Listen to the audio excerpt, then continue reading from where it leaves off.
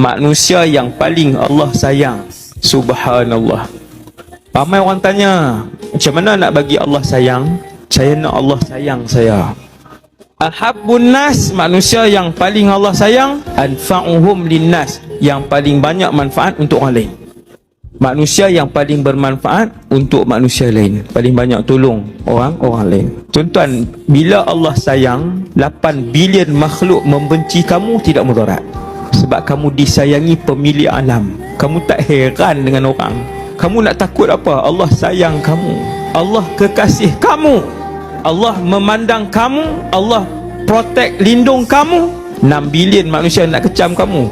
Kita rasa kasih Tuhan tu kita rasa. Nak takut apa? Waktu itulah kita tak teringin langsung dengan pujian siapa-siapa waktu tu. Tak perlu. Buatlah apa pun kebaikan, tak dipuji, satu huruf pun tidak memberi kesan. Dia terus buat benda baik.